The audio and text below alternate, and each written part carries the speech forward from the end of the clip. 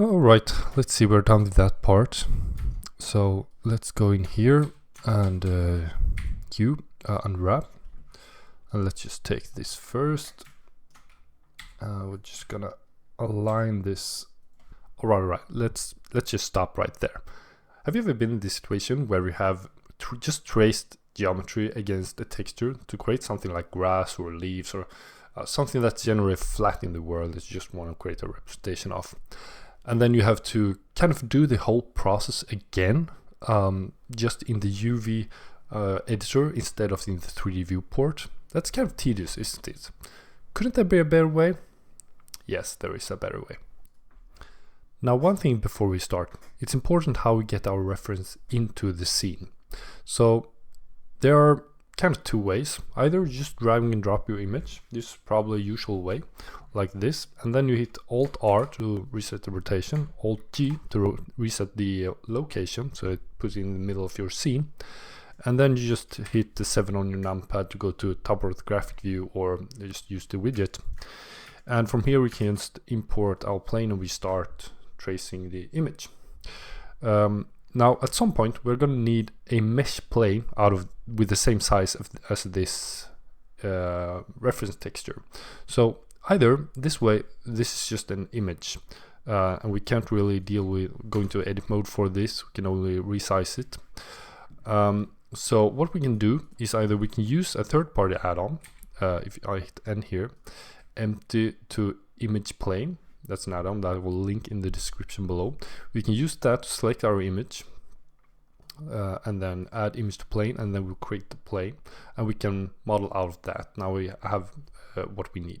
We can also use the images as planes. You go to preferences. This is included with Blender, and type image and you will see import images as planes here. And you just enable that, and that allow you to go to file, import images as plane, and then you select your image and you'll have your background reference image as a plane. So either of those two ways work. You do you. I usually use the images as planes add-on.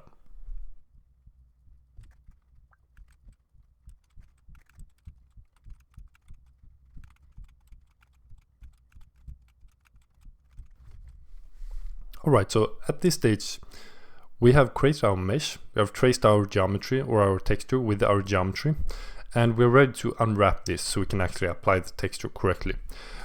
So what I see most people do, or I should say in all cases I've seen, is that people go into edit mode, they also open the UV editor.